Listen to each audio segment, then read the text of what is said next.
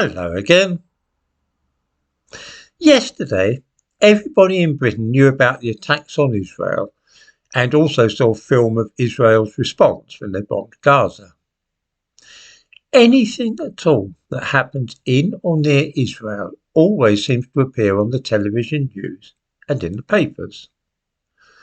I am prepared to bet that not 1 in 10,000 of the people watching this are aware that last Sunday Turkey began a series of airstrikes against Syria and Iraq. Did anybody read about that in their newspaper or see it on television? What about the war in Yemen? The airstrikes in the Sudanese capital of Khartoum? The civil war in Myanmar, formerly known as Burma? Of course, it is possible to find out about these things on the internet if you are interested, and I give a couple of links in the description to this video about such things.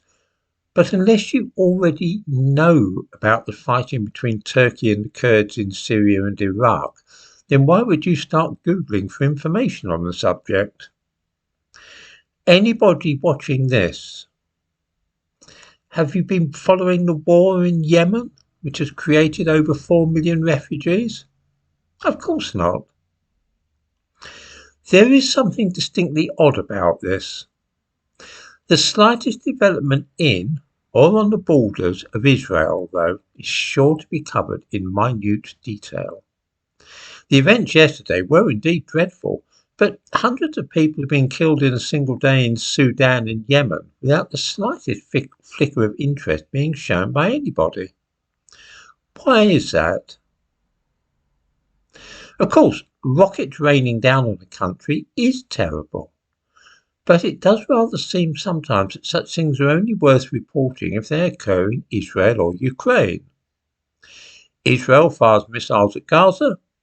Big news. Turkey fires missiles at Syria? Who cares?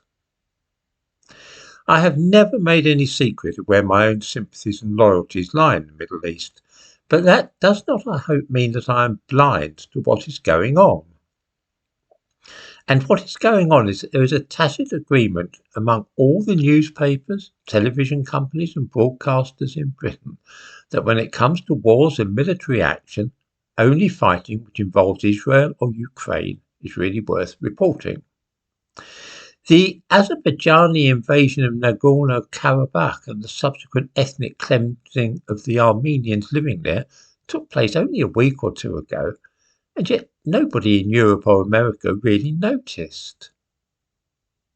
It might be in the same general area as Ukraine, but it wasn't actually Ukraine, and so it may safely be ignored. So it was that a few days ago, Turkey attacked various villages in Syria and northern Iraq with missiles, and none of us even heard about it. When missiles are fired from South Lebanon into Israel, as they were this morning, it is important news. Only a few miles separates these events geographically, and yet although the one is front-page news, the other passes without remark. When you watch the news, or read the papers, or even browse news sites on the internet, it is always worth bearing in mind that your attention is constantly being manipulated and directed to this place or that, with the explicit intention of discouraging you from looking at what is going on elsewhere in the world. The mad obsession with Ukraine is a perfect example of this. If you really want to know what is going on, and to understand the forces controlling the world, you really have to dig a little deeper rather than relying on Twitter or Google to keep you up to date with current affairs.